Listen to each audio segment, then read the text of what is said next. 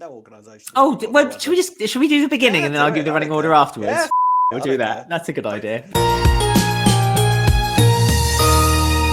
Hello, everyone, and welcome to Walford Weekly, your weekly EastEnders podcast, where this week we'll be discussing the episodes released on the BBC in the UK from Monday the 13th to Thursday the 16th of March, 2022. I hope you are well, and I trust that you all are.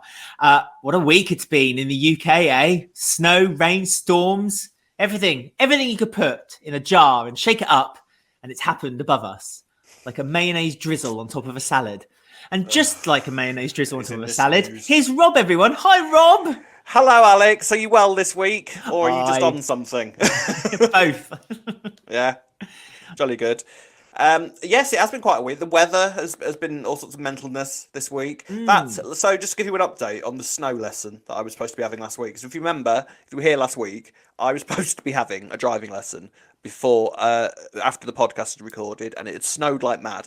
By the time I got out the door, all the snow had gone. So there was no excitement whatsoever. You melted it. You were so hot as you left the house. You melted the whole surrounding area of snow. Well, it's been said. Not today though. Christ alive! If the visual wants to kick off this week, I'm absolutely fine with that because my hair's a mess. I'm not enjoying it this week. Couldn't have done it last week where it looked good. No, I had to do it this week. No, I know the visuals. Pulled through a hedge backwards and then been taken to hedge parties and just like been hedged all night long. No, hedge funded by banks that have collapsed in America. Oh my god, we're getting topical, aren't we? Getting so topical. Honestly, look what you're doing. It has been quite the week. It has been quite the week in the UK. I'm sure it's been a fun week for everyone else, and a fun week for one person in particular on Twitter who I want to do a shout out for, and that's Bill McConkey, at Bill_McConkey on Twitter. You can find him, and he's got an Etsy page, and he's just released an exclusive print where he's done 200, celebrating the history of the British soap of EastEnders, 200 characters, and it's like a Where's Wally, but you've got to find Willie. Where is Willie in that picture? It's a question I've been asking all my life, Alex. It's a fantastic print. Rob, you've got it on your phone as your wallpaper. It's my phone background. That's how much I love it. It's great. Yeah. It's honestly, there's about 200 characters in this picture. And it's just all crammed into the bit, and it looks absolutely fine. You can work out who every single one of them is, and he's even gone to the trouble of sticking Bradley on the roof of the Vic. What's not to love?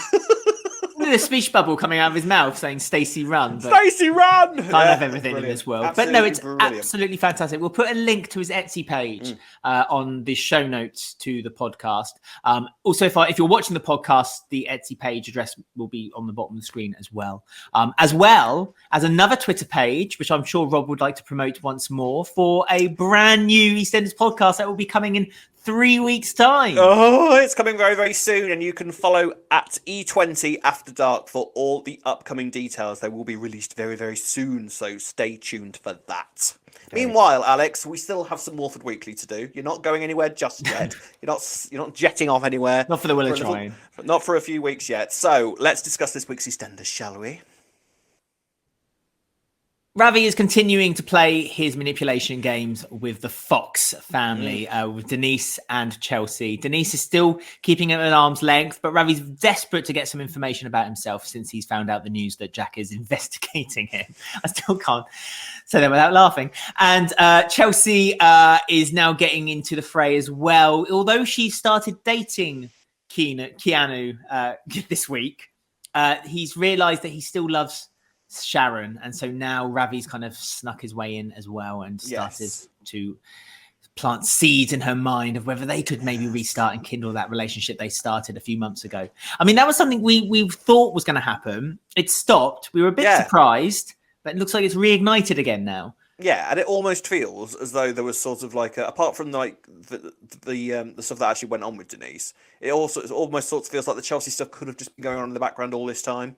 Instead of like having Chelsea and Keannu have this random little fling, it feels like that was like in the grand scheme of things. If Keanu's gone back to Sharon and Ravi is kind of going to start pursuing Chelsea to get to Dennise, it seems like maybe that could have been removed and we wouldn't have known any difference in terms of story. I don't know. I'm just sort of like why. I just sort of wondered why Keannu and Sharon were a thing then. Keannu and Chelsea were a thing then. Like, what was that about? What was it for? I think it was to help move Sharon's story along a little bit as well, because there was a hint of Sharon's story this week with Linda as well, where they were having a conversation over the bar when Sharon said, "Oh, I've got some ideas for the pub," and Linda was like, "Oh, just hold up for your ideas a little bit. I just wanted to, just play the ground a little bit. I'm really excited for us to have this partnership, but we must remember that a few weeks ago, Linda made that mysterious phone call. We still don't know who to. I don't know who that is." And so we know that that's kind of bubbling along. So I think it was kind of make us aware that there's Sharon's there, but Sharon's still very jealous, and she's obviously she made a few snide remarks when she saw that Chelsea and Keannu were having that date this week, and he's still the father of her baby, LB. Yes. And so I think that kind of rekindle ship is still there. And although Sharon's very busy with can we just talk about the kind of the remodeling of the gym, because it feels a little unnecessary to turn it from this quite successful gym where she was obviously making good money, good enough that she was thinking about buying half the Vic without any help from anyone, to now having it turned into a boxing gym just because Phil likes boxing. And they're kind of remodeling the whole gym over it, so they're spending an unnecessary amount of money just to change it from one thing to a very similar another thing. Well, I wonder if what's the story in a gym though, really? Or whereas what's the story in a boxing ring? In a boxing, getting his first kiss. Well, in a boxing ring, you can I feel like there's slightly more story potential in a boxing. Bugsy Malone, they're gonna come along with like a cream pies shooting each other. Phil's gonna stroll on. If you wanna be a Mitchell. That'll be a shenanigan, wouldn't it? If they came along with these cream guns, splurge. I was in Bugsy Malone. Splurge guns, and they started going in cars where they're pedaling round Walford. That sounds marvellous. I see Freddie in one of those cars. Actually, he'd down to the ground. I think so. Yeah, and then I was in Bugsy Malone. I played Not Fat Sam. I kicked off. Is that a true story? Yeah, I'm genuinely curious. You were in Bugsy Malone? Yeah, I was in Bugsy Malone. I'm a bit jealous of that. Yeah, how old were you? I take it you were a child. It was a child's production. 14, 15, something like that.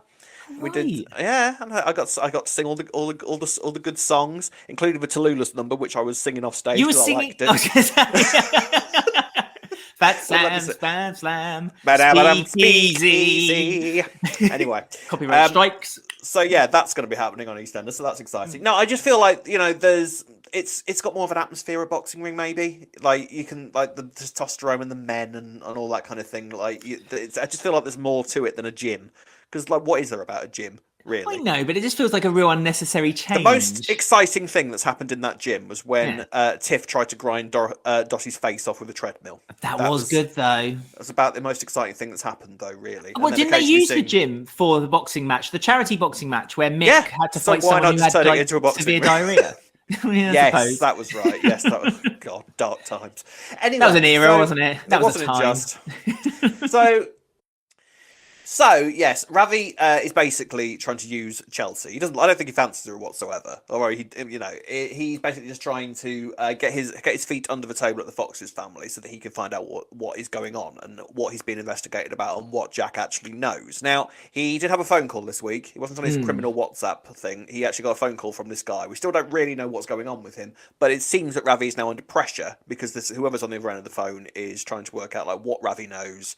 And what Jack knows, what's going on. So he's under a bit of pressure. Ravi spilled the beans to his big boss. So he's kind of made the same mistake as what Dennise did last week with someone a bit more threatening. Loose tongues ruin lives, Walford. They never learned that lesson in Albert Square, do they? Ever. Not during the Blitz, certainly. Now, obviously, because Chelsea, as we said, has sort of turned around to Keannu and said, "Look, you're in love with Sharon, right? Me and you aren't going anywhere. Let's just end it now, amicably. We can still be friends." Absolutely fine, but clearly this isn't going to happen. Then leaves the club where she was supposed to be having this date with Keannu, and then bumps into Ravi, and Ravi's all sort of like smouldering and shows his arms off and all of that kind of thing. And Chelsea is sort of tries to be coy about it, but Ravi knows full well that it's not going to take much more for Chelsea just to fall into those big manly muscly arms, and then he'll be where he wants to be. Now, what do you think is going to occur here? Because Dennise is obviously going to be horrified.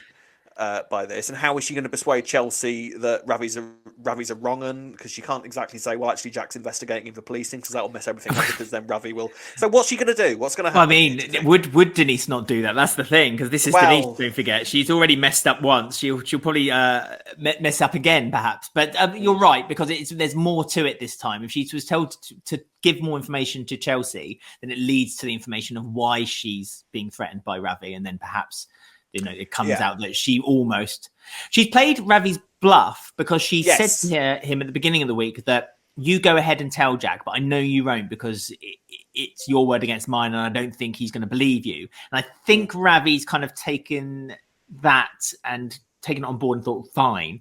But now he's obviously taken this different route where he's trying to convince Chelsea to be with him, because that's a bigger threat. That's the immediate family now for Dennise. So I don't really know what Dennise can do other than, and we've been saying this. Well, there's that. Or she can give Ravi what he wants, and that is sleep with him. I think this is ultimately a power game for Ravi, isn't it? And I know a lot of people have said, like, this is getting a bit creepy for Ravi, and it is getting a bit creepy, to be fair. Like, look at the lengths he's coming to just have one night with Dennise. This is like Indecent Proposal on steroids. It's insane. It's like $1 million. I'm going to manipulate your whole family. That's what I'm going to do. And it's quite dangerous that poor Dennise has been trapped in this situation, because don't forget that it's not just Ravi. There's also Callum, who knows too, and Callum's already warned her to kind of take a step back as well. Detective Callum investigates. Continue. Oh, I tell him, poor Callum, bless him. When he was interviewing Stacey. Would he be interviewing Stacey? Someone who lives immediately on the same street. I know. But then, to be fair, you could say that about Jack as well. Like, would he be investigating? Would he be investigating Ravi, seeing as though they live on the same square? All that sort of thing. But it was just Callum, like, in his little interview with Stacey, saying things like, "Interview suspended at 11:41." I was like, "Oh, bless him, playing policeman." Bless him. So we'll see where this goes from here. I'm quite excited though, because it seems like this is Denise's role within the Big Six story, and so obviously this is where like Denise's domino is going to start to fall. So I want to see where that goes. This is the thing. I feel like we can't really comment on in terms of like stories going in certain directions and their relevance, because it may all turn out still to be relevant, because even if the Chelsea and Keannu thing was irrelevant, Sharon is involved in the Big Six thing as well. So is there something going on there? You just don't know at the moment, which is quite exciting. I quite like it. So we'll have to wait and see. It's wondering again, and we've talked about this now and then about it. It's like what as exciting as it was getting that big reveal for what's happening at Christmas week this year. It kind of, you're now always drawing conclusions to how's this linked to that. Yeah. So it makes it tricky. That's it. It makes it tricky to kind of like think, well, is this going to be associated with that, or is this a separate thing? Is there going to be more to Denise's story later on? Is Ravi going to be involved? Is Ravi the body on the floor? Is it something to do with the Panasars? As you say, Sharon's now kind of. Will Sharon find out about Denise's secret? So it's exciting that we know this big conclusion that we're getting at Christmas. But at the same time, it mixes you with emotions of like, there's mystery, but there's no mystery. Do you know what I mean? It's brilliant. I'm loving it. It's really exciting. Well, this is what I mean. This is why it's such a clever idea, because it involves quite an array of characters like spread across the square in terms of like the women themselves and their immediate connections around the square as well. It means that you're trying to pay attention to absolutely everything in case something becomes relevant. Because like in the speed of soaps, normally something that happened 9 months ago hasn't got anything to do with what's happening 9 months later. And yet they've clearly done all of this for a reason, so we need to be paying attention quite kind of avidly for the next 9 months. So, but I'm so happy that long storytelling is getting involved again in EastEnders, and wide storytelling as well. Exactly. The net has been cast, and it's not just one. Yeah, it's not just one character having a long-term storyline. This is like effectively going to be affecting everybody in the square in some regard, in some way, which is how it should be. This is clearly Clennis's Who Killed Lucy story, which is now going to be spreading over a number of months, which is, and that's what he's come out and said, I wanted a sort of Who Killed Lucy type story, but it had to be done differently. Ta-da, here we are. Yeah, but that's it. This is the thing, because we know that there's someone dead on Christmas Day, but then we don't know that it's going to be resolved at Christmas Day. So what? Presumably, we will live episode. Another live episode. Well, we'll find out who is on the floor on Christmas Day and presumably who is responsible for the body being on the floor. But then after that, you've got the entire aftermath to come from it. It's one of those things that's going to things are going to happen that's going to send stories off in other directions. So it's all good. It's all good. It's very, very exciting. So even if something feels like, oh, really, doing this bit again, you've still got to pay attention to it because it may turn relevant later on. But it doesn't feel like it's a rehashed of something they've done in the past. You know what I mean? Although it presumably has, or something similar has been done, it doesn't feel it because it's got that new fresh paint feeling because of how it's been produced to that point. You know what I mean? Yes, I mean? It feels again because a new lick of paint and it's been vibed up a little bit. You'll miss me. You'll miss my nonsense, Rob. Do you know what the sad thing is? I'm beginning to understand you now, which is something deeply disturbing about me. You are. There we are, then. You and me are one. I mean, just to put a beard on you, and we are practically the same people. There you go. Could be twins. Because I eat more meat. There we are then. So next storyline on the agenda, please. I think we better move on, eh? Stacey has made a few mistakes this week. Yes. And has tried to make up for them, but unfortunately got her into a little bit of trouble. At the same time, she's obviously her money woes. We're still continuing the money problems. This week, as the new shorthand of we're running out of money, their fridge broke down and they had no milk. They had lots of frozen products on the kitchen table, which Jean kept saying throughout the week they're going to turn eventually. I felt like they turned. I felt like they had got to that point. Once a frozen product becomes defrosted, normally you can't eat it. That's my understanding. Yeah, I mean, bless them. So yeah, Stacey was going a bit mad this week and was just she got into a massive row with Kat at one point because Kat kind of bought them a new fridge freezer out of the Bank of Mitchell. And Stacey was at the start kind of quite grateful for the fridge. Thank you, Kat. That's really nice. Thank you very much. But then Kat, according to Stacey, went kind of too far with her generosity, like bought Lily a new coat and was just sort of throwing her money left, right, and centre. Now. And Stacey kind of got quite stroppy about this and threw some potato fritter things at Kat because Kat had experienced the Spanish cuisine the Spanish cuisine that she's had before. Yes, I mean, we're fast forwarding a little bit just because we should say beforehand. Well, I've just thought we mentioned just beforehand that Stacey got caught returning the money. Yes. And so this all kind of spiraled because of that. So then the security guard, Alan Cope, who lives with his mum and enjoys presumably Star Wars, was basically trying it on. I like Star Wars too. All Trekkies live with their mums. No judge. Star Wars isn't Trekkie. Rob, don't ever make that mistake. Go for Rob, everyone. Comment Rob. Comment below with how Rob thought Star Wars. I've never understood Star Wars. I've watched one Star Wars film. That was the one with Jar Jar Binks in that apparently everyone hates. Oh, well done. You got that right. I thought it was Disney quite Plus clearly isn't a subscription service you're on board with. I'm not. No. If you don't like Marvel or Star Wars, you're in trouble.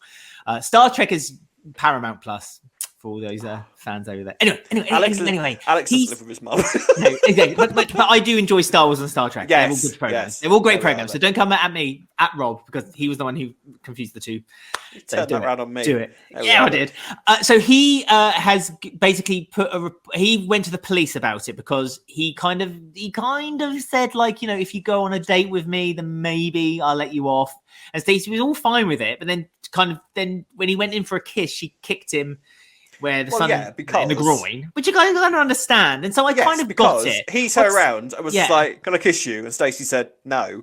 And to which Alan was like, "And by no you mean," and then waited for the kiss anyway. So Stacey kneed him in the balls, which I thought was absolutely fine. Understandable. See? Stacey should have phoned Ruby in prison and said, "Look, can you talk to my friend Ruby because she's got some things to tell you about consent, my friend." And it ain't pretty. And about genitals. You think I need me you to something if you think what I did was bad, I haven't got a pair of scissors on my person, let me tell you. But anyway, Stacey gets questioned by Callum in the wonderful police scene where he used long words.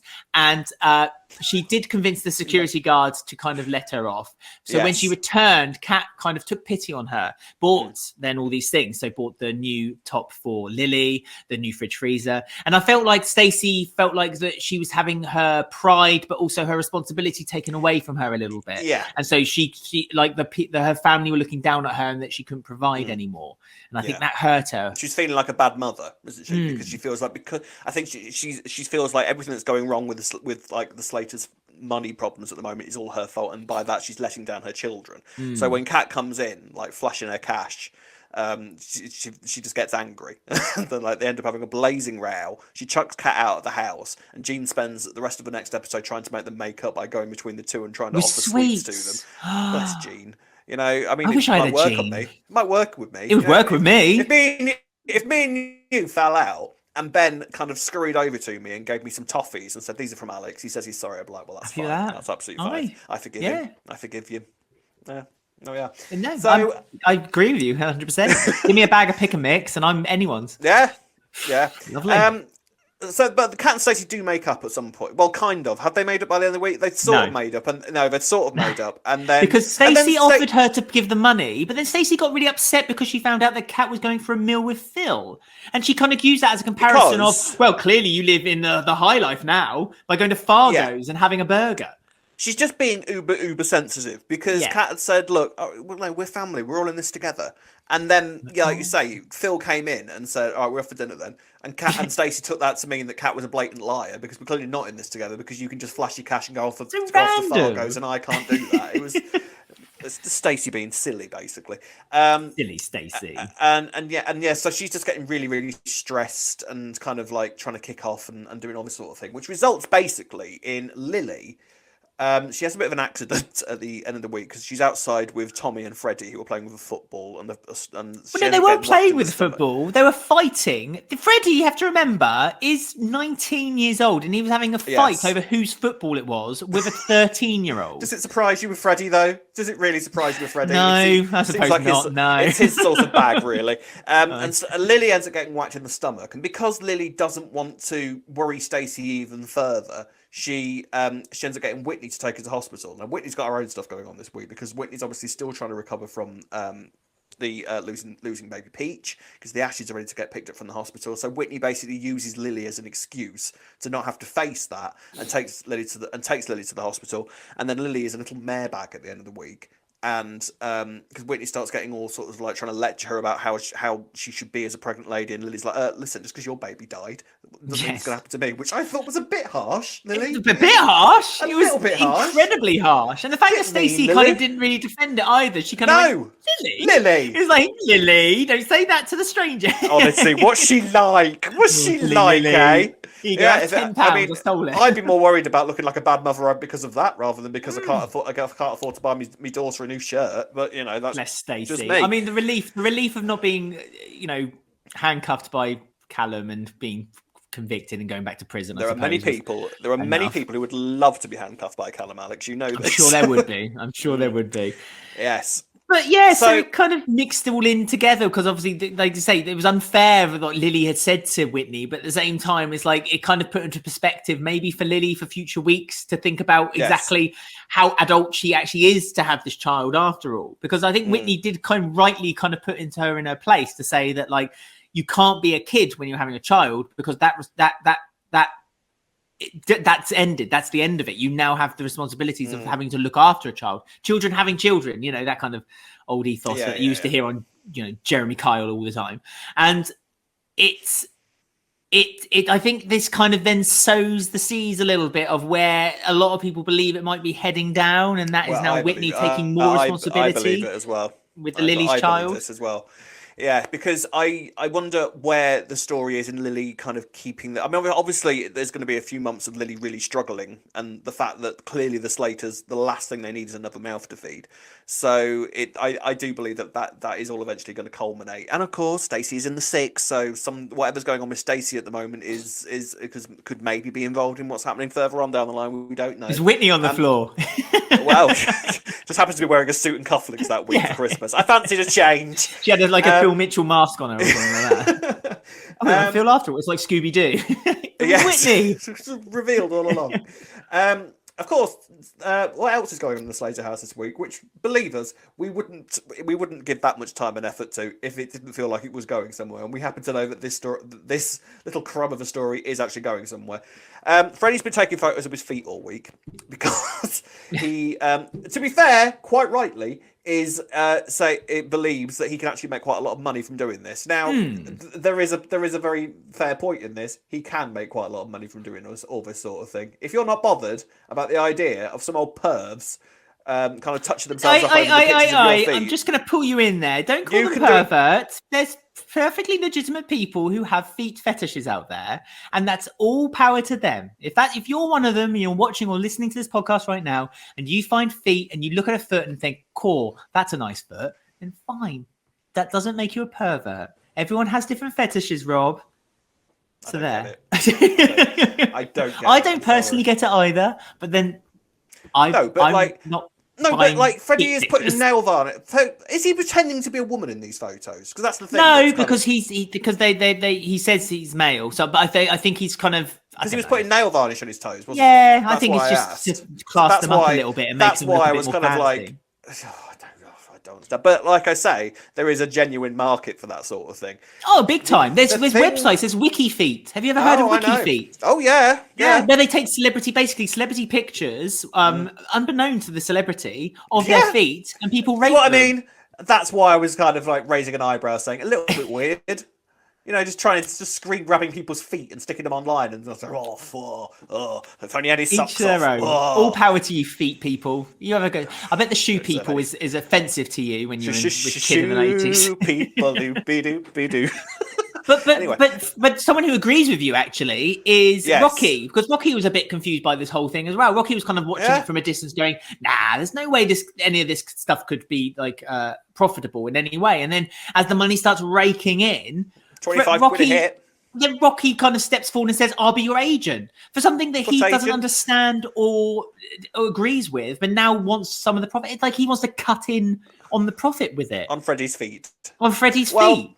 Does he need an agent really? Because all he's doing is sitting there. Because Rocky said, "Oh, I can give you lots of ideas." What is he going to do? Put a little crown on the big toe, or exactly. Where is this going? Where is Rocky's involvement in this going? Is Harry Redknapp coming back for another stint? Oh, nice feet. Oh, feet. Yeah. I've got nice feet. Feet. Picture of the Queen.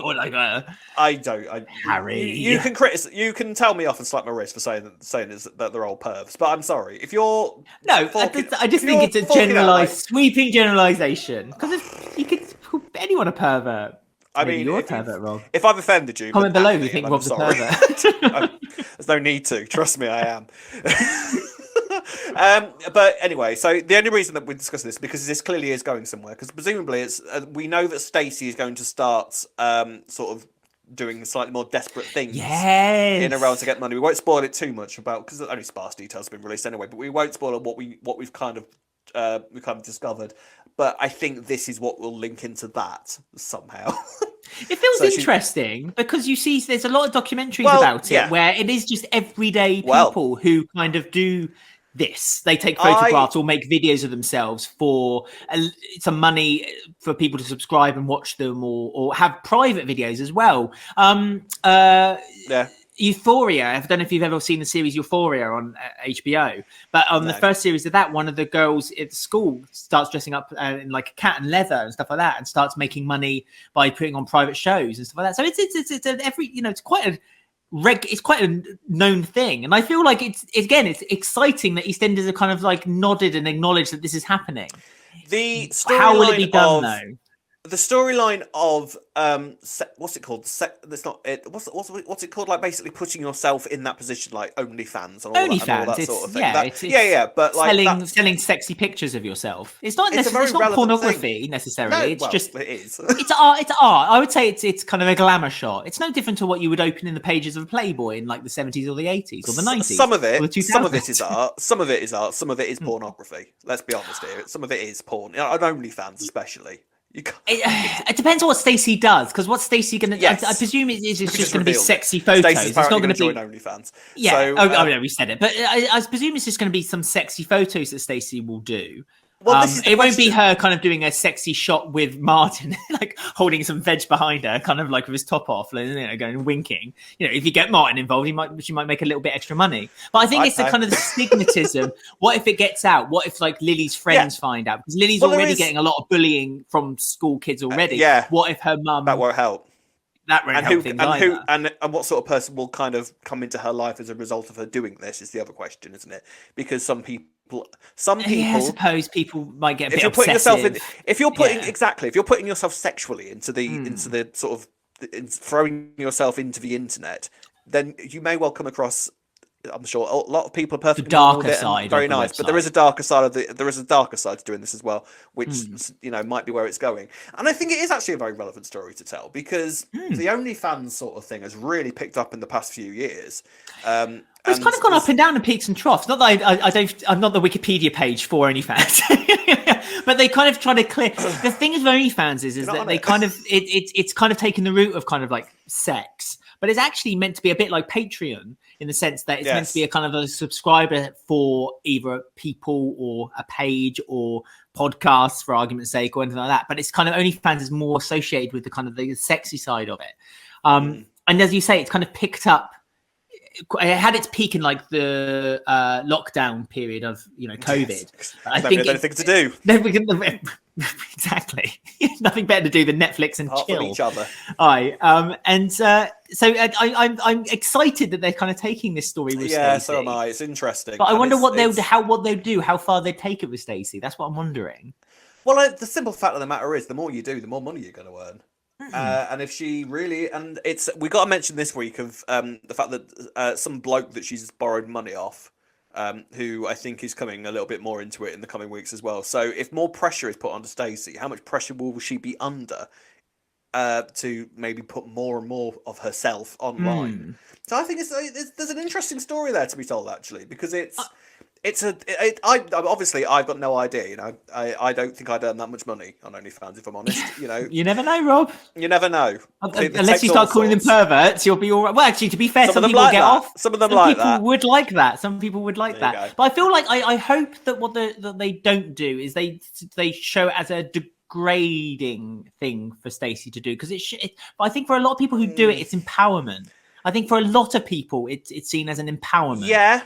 I feel like I know that Stacey's in a more desperate situation. Yeah, and I feel like that's going to be more the tone of it. I feel like they might do it to the fact that she's embarrassed about it, and obviously if it's going to be it might be quite easy for someone at Lily's school to find out, and then Lily's life is going to get worse as well. So there's a few different directions where it's going to go down. But actually, yeah, I agree with you. I'm intrigued to see this story. Actually, I think it's quite an interesting one. But like I say, if she's going to be under a lot of pressure with money, if she's got sort of like a loan shark or something after her, then she's going to need a lot of money very, very quickly. So what is she going to have to do how much of herself is she going to have to put online to pay for off any debts that she owes? So yeah, very interesting. But this is again, and if we're going to entwine it into the end, perhaps the person on the floor could be one of those fans. Shifty Shiv, Christmas Day. That's it. Could be one of her OnlyFans fans, or one of Freddie's foot fans. You never know. It could be Freddie. It could be anyone. Freddie. They missed a trick there. You should have seen like just a load if the camera had panned down a little bit more, you see the painted toenails, and we'd have been like, we would have known straight away. Oh, it's it's Freddie. That's a red herring, isn't it? There you go. I know. There we are. So yeah, bring that on. Actually, bring that on. I can't believe that it's all coming from Freddie painting his toenails and sticking it online. But that's the universe we live in. So we had a little Mo mention as well this week. I should quickly mention that he said he bought loads. Are we coming back to that at any point? Do you reckon? If Freddie feels like he needs his mum. We've said that from the beginning. The question I sort of have about Freddie at the moment is if he's buying stuff for his mum, clearly not falling out with her to that bad an extent. So why is he still living in the Slater house who can't really afford to keep him when his mum's there who can afford to keep him? If I was Freddie, I'd be like, right, you clearly can't afford me at the moment. I'll go back and live with my mum for a bit, or something like that. He's having too much fun in Walford, isn't he? He's made friends. He's met Bobby, so that's enough to keep him around. He's made Bobby. He's met Bobby. Yes. There we are then. See where it goes. Yes. Right. Alex's feet pictures will be available once Walford. If people would like a foot photo, and I tell you don't want to see my feet photo, then let me know. I might just post it for the fun of it on the Walford Weekly. Painted or not? Twitter. It won't be painted, but I have a bruised toe. So if you like that kind of thing, that'll be the one. Yeah, I know. Yeah. That's the one. That's the one. Yeah. Comment below or get in touch with us at Walford Weekly on Twitter. Would you like to see Rob and mine feet? Because we will. We do it for nothing. For money. No, we do it for nothing. Why not? It could be a My feet parting aren't gift cheap. for the podcast. Anyway, right. We're going right off subject. We've got one more topic to talk about before I Ain't Want to Gossip, where we'll be talking about your comments. That's coming up next. Before we start talking about Jane, Lola, Emma's story this week, and Lexi, of course, I was just going to do this at the top of the show, but I thought I'd just squeeze it in right now. Brian Kirkwood's 2 episodes this week on Monday and Tuesday. Yes. Masterpieces in writing for the Slaters. You know what? His episodes, lines he came out with, fantastic. I know. I got to be honest with you about Brian Kirkwood, right? We will never forgive him for killing off Pat, even though it was Simon Ashdown's idea, but he did approve it. And you know how much I love Simon Ashdown, so it's a complicated relationship, really. But, you know, Brian Kirkwood's episodes, I have to say, have become a real highlight. They're really good, aren't they? Like he writes for the Slaters incredibly well. He does write for the Slaters incredibly well, and he's getting quite involved with the Lola story. And bearing in mind that he created Lola, or his era created Lola, so he knows the character of Lola and Jay quite well. So I've got no complaints about Mr. Kirkwood. Very good. We've forgiven you. Yes, kind of. I'm glad. Yes, kind of. Yeah, his writing's good enough that we'll give him a buy every now and then. But anyway, so Jay and Lola have been organising a charity event for Lexi, a Bows and Bells charity event. And Emma's kind of got involved too, because Lexi sent her a text message after she dropped her number to her. And Emma's starting to show a kind of weird obsession with her daughter, where she doesn't want anyone else to be caring for her other than herself. She kind of wants to smother her for herself. And she started doing that this week when she accused Jay of playing away in the nightclub when she saw them kind of... so she saw them talking, Jay talking to another woman, and then kind of manipulated it a little bit. Gave Jay that weird smile where she kind of thought, I've won this round. Then when Jay and Lola did get back together, and she then apologized for it, but that felt like it was kind of like, okay, if I apologize now, it leaves me for an opportunity for a bit later on. So poor Lola is not only having to struggle with her cancer symptoms, where they're getting a little worse this week as well, where she's kind of zoning out, she's becoming forgetful, a kind of dementia seems to be, or Alzheimer's seems to be kind of starting as well, which I believe is quite common when it comes to a brain tumor. And Emma, and now she's dealing with Emma's kind of manipulation of her relationship as well. And I've got to say, I don't know if this feels necessary to the story. I've got to be honest. I was quite pleased when she came in, and there was that nice moment of Lola getting some closure about her mum and all of that kind of thing. But now they're sort of turning Emma into quite this manipulative, bitchy type character, whilst going alongside all of these really kind of honest, emotional character beats of what Lola's going through, and Jay and Lola sort of preparing for the inevitable and sort of dealing with Lola's diagnosis. I don't know whether it feels a bit jarring. You know what I mean? Yeah. I this week I was sort of like looking at Emma thinking, I don't know if I'm buying this in terms of why it's, I know all stories need drama and all that kind of thing. Yeah. But I feel like the story with Jay and Lola was strong enough without throwing this additional element into it. It's like is it misguiding what we're meant to be concentrating on? Yeah, I can understand Emma coming in and wanting to kind of be there for Lola, and maybe getting a little bit possessive of her in that case because of what she, because of she's forgotten so much and she feels like she needs to make it up to Lola. That I understand that completely, but her actively manipulating to get Jay out of the picture feels a little bit wrong to me in terms of what's about with it being accompanied by this sort of story. You know what I mean? Like, I know exactly what you're saying, and it's something that I moaned about maybe a few years back, where they kind of want to take an issue.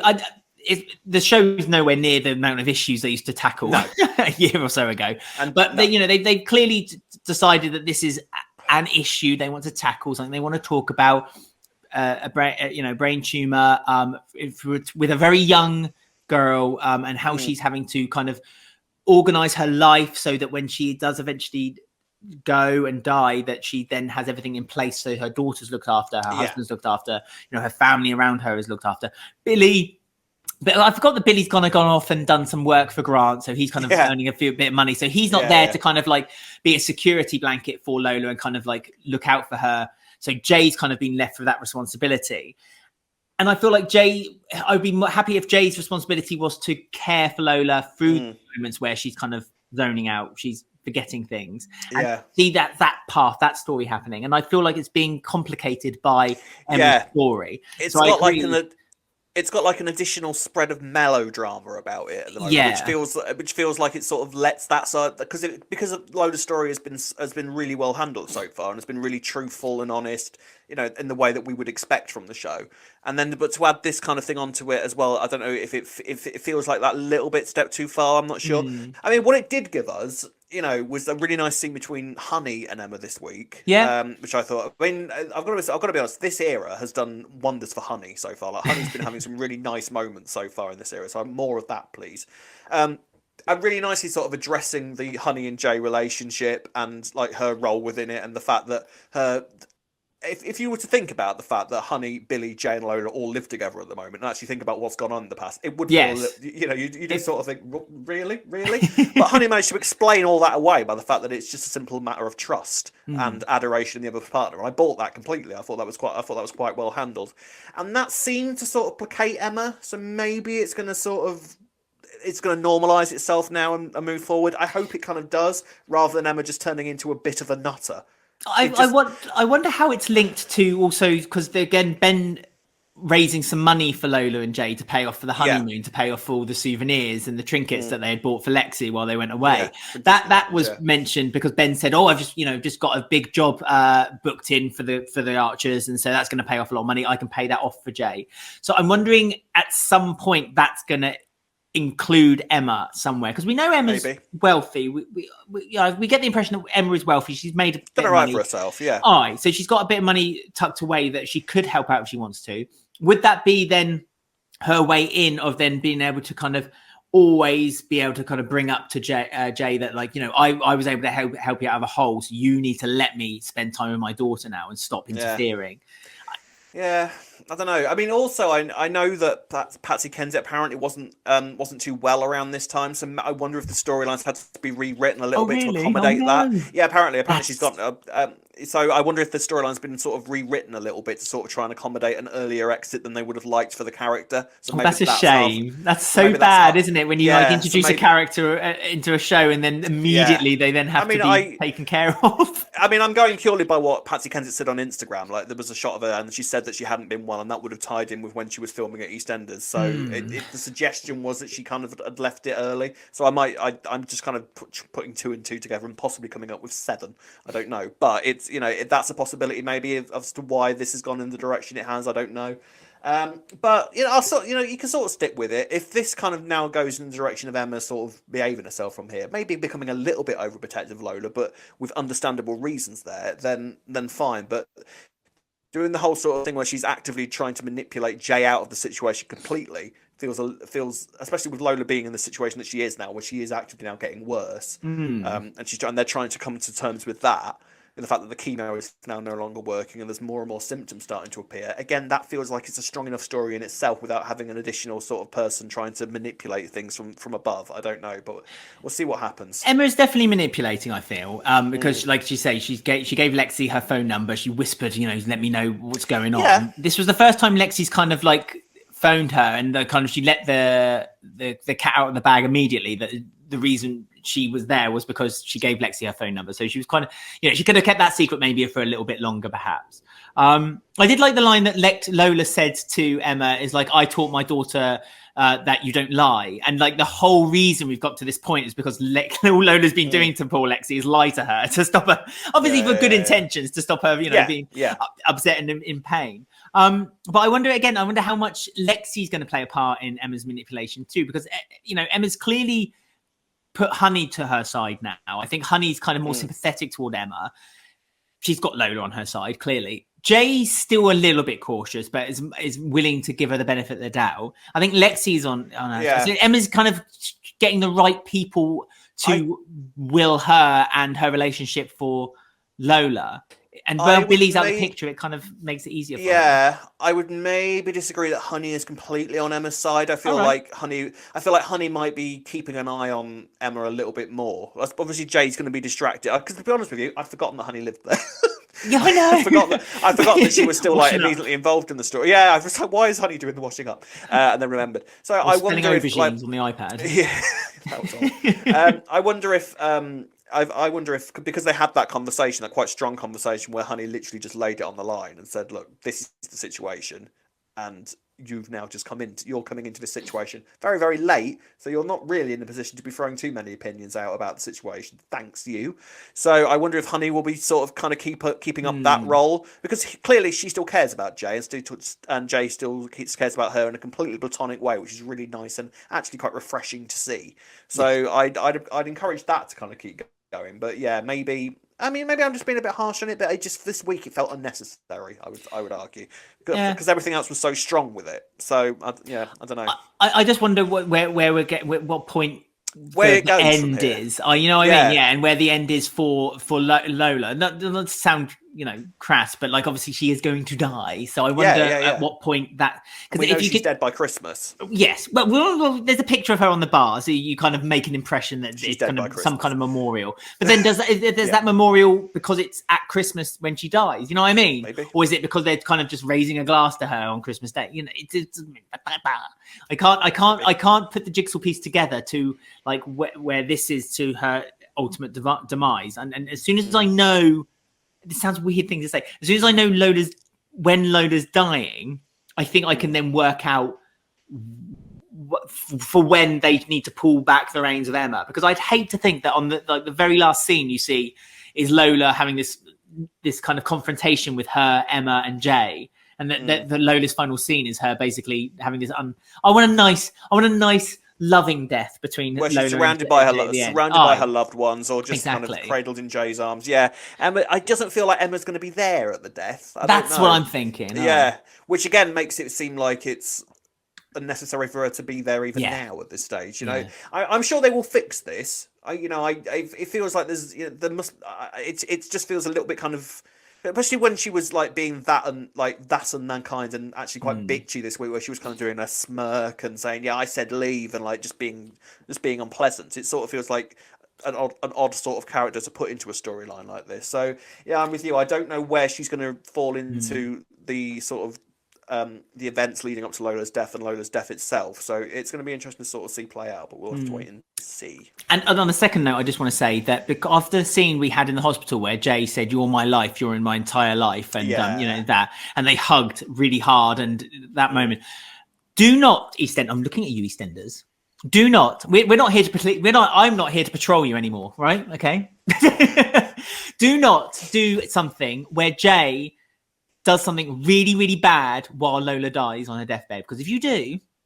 Well, so that he misses it. Our relationship or ends up sleeping with Honey or something stupid like that. He won't do that. Well, they better not. I'm telling you that now.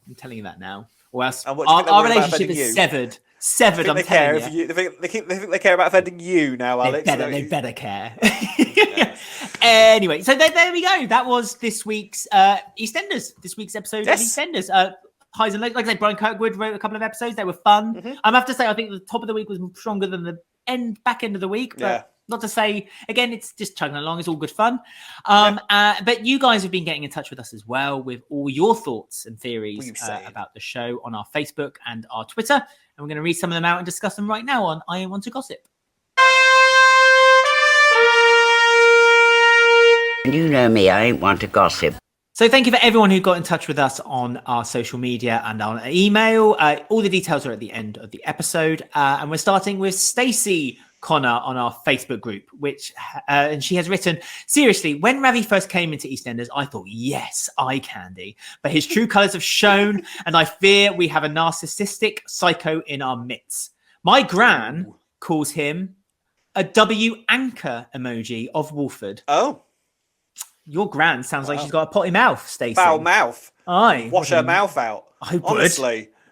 Foul mouth granny. Do you like the way they've turned Ravi? Rude nanny Stacey. Because they haven't really changed Ravi. I know he's like easy on the eye. Yeah. But he's always been kind of like a nasty character, hasn't he? This is the thing. I think it's easy to forget the fact that when we met Ravi, he was in prison. And then he killed... And then he killed someone, and then was quite easily keeping that death under covers, which I feel like we're never going to speak of again. It's got that vibe to it, doesn't it? This week they mentioned Kirat. Remember, Vinny mentioned it to Stacey. Yes, that his hearing was happening, and Stacey was like, "I don't care." I'll wait for you, Kira. Five weeks later, done waiting. I don't care. Bored waiting. But I just think it's very easy to forget that he had all that because of the fact that he's been around for quite a while now. And has had sort of normal stuff like getting the restaurant and the odd little romance. But he's a manipulative bad boy. He's a manipulative bad boy. There we go. So yeah, I think we've got a lot more of this to come. So Nanny Stacey is going to continue to be angry, I feel. I like Nanny Stacey. Please do let us know if Nanny Stacey has any other comments. In fact, send us email us alexwalfordweekly@gmail.com or robwalfordweekly@gmail.com. Email everything that your nan thinks of all the characters, and I guarantee next week we'll do her review and we'll discuss it together. Do that. So please do that if you're listening. Jesse Art has said on our Facebook group, I love Eve and Suki together so much. They're just what we need in the show. I also kind of feel like Nish has suspicions and it's so scary to watch. I have this feeling that the picture of Eve and Suki in bed is going to be on her cloud or something, but I hope not. Nish seems like he's always 2 steps ahead. You said this last week, didn't you? I did. Yes, I certainly did. So I'm glad someone agrees with me. Yes. It's a funny one. I know what you mean, the fact that Nish feels like he's the sort of manipulator that is so much further ahead in the game than, in the chess game than Suki thinks he is. And that photo, photos like that, even if you press delete, you've got the cloud. Always in the cloud.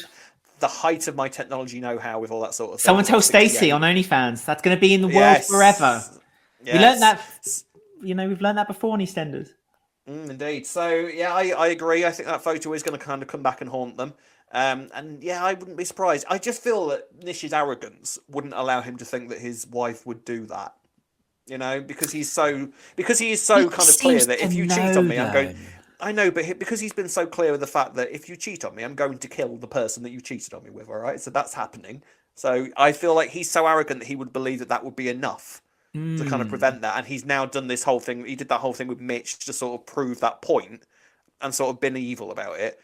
And that maybe in his brain was enough for it. But I live to be surprised, and I wouldn't kind of be surprised if he knows a little bit more about Eve and he's letting on. But we'll have to wait and see. It's just the suspicion of it. But leading actually to what you were saying about what would he do if he found out? We got a really interesting comment from Connie O'Shea, and she wrote about what Heather Pierce, the actress who plays Eve, had said on a radio interview. And she said, lesbians quite often meet a bad end, like proportionately way more so than any other. And the one thing I did say to the producers was, if you want to get rid of me, they're open to talking. At any point, you can get rid of me, but I'm asking you now, don't kill her off. Don't kill off the lesbian. Let's break that trope. If no longer suits you that I'm here and there's no more stories or whatever, let's not leave it like that. And they've agreed. And that was literally my only condition. So that's interesting. That is interesting that, Heather Pierce has said that. And, it's quoted that she said that as well. So I feel like she is, I hope she's safe. But there is that trope, and we've talked about it before. There is that trope from soaps and TV, the killing off of the lesbian, really weird. The kill you gay trope. Yeah, but it's always lesbians, isn't it? It's very rarely 2 gay men. It's always 2 women. Yeah, I said gay in terms of the whole sort of thing rather than the spectrum, the rainbow, the LGBTQ plus community. Yeah, exactly. No, it's interesting, and it's right to point out because look at Ben. In terms, I know he's a man and goes with men, but in terms of the gay thing, it's he's lost partners because of that. And I agree with Paul. I forgot he lost Paul. I loved Paul, and I agree about the lesbian thing. So it's interesting that if that's true, that she's got to kind of put into a contract that she can never be killed off. And, get rid of me whatever way you like, but I'm not dying. I think that's interesting, and I think it's good. It sends a good message. So yeah. But if anything, that protects her from Nish's wrath in a lot of ways, isn't it? Well, it does. No, it's like a immunity shield, isn't it? It's like she won't be killed. She won't be named. Nish will run up to her. Nish will run up to her with a blunt instrument, and Eve will just be stood there with his contract, going like Ursula in The Little Mermaid, slammed against the bridge, like lowering it down. Look at this contract. And rightly so, because I'd hate to think that Eve would be killed off because she's just a wonderful character. This week I've really enjoyed scenes again with her and Stacey together. That scene on the stairs where Stacey was so relieved, she was crying. She wrote that card to Lily. And just that kind of contact together. And I love that they keep bringing up that, they're married and there's that kind of weird relationship between them. But it's so lovely between them. Is such a strong character. And she's got so many kind of fingers in pie, so to speak. You know what I mean? I'm not doing an innuendo about Eve did earlier this week either. No. But she can be very easily kind of put around in different character groups in the square. Works great with the Panesar story. Works amazingly in the Slater household. I love her in the Slater so much. Fits right in, doesn't she? Yeah, and you can tell she's one of these that clearly will be a friend to everybody. You can see a lot of people kind of just becoming friends with Eve, and she would slot into someone else's story quite nicely. She's such a calming influence as well. When Stacey and Kat were having that argument, and Jean was trying to kind of extinguish it, and she was like, "No, Jean, they need to have it out. Come with me. We'll have the rest of that fajita or whatever we're eating and the wine, and just leave them to it." Yeah, I love Eve. I absolutely love Eve, and I'll be really disappointed if they did decide to kill her off. So they're the comments. I chose Facebook comments this week for a reason. That's right, I have, because we have some interesting news. Since obviously as we know, we're moving. I'm moving on. I'm not doing the podcast anymore. Rob is taking the mantle. He's then going to continue with his own podcast. Very exciting news. Can't wait for that to come.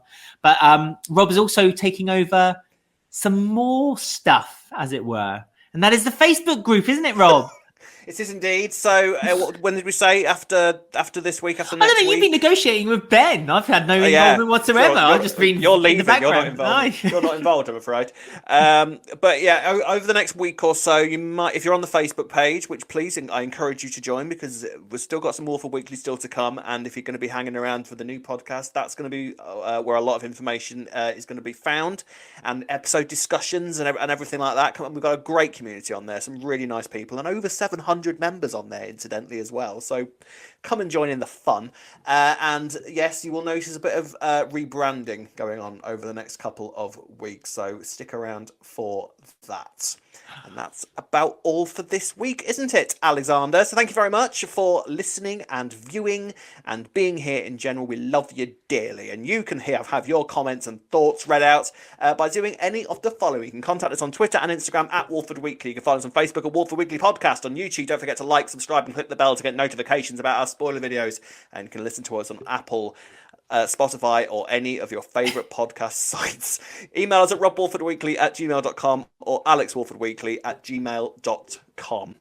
I did over 100 episodes of saying that final spiel in the same way, and now you've fallen out with some of the podcast providers, and now it's completely thrown me off track. No, I haven't fallen out with them. And then I've still got to learn a new spiel when I do my own. They were demanding money for. Have I said this publicly? I'm not sure. You want to sell your feet pics? I might. Yeah, no, they were demanding money for them to archive it, and I was like, no, because I can archive it for free. And they were like, YouTube, sure, go on then. So I did. So yeah, there you go. But there we are. There you are. Right, there you're orange. I know. I'm really hungry. Just having your breakfast. There we are then. So we've still got Walford Weekly to come for the next three more episodes after this. Two more episodes. Next week's the penultimate episode.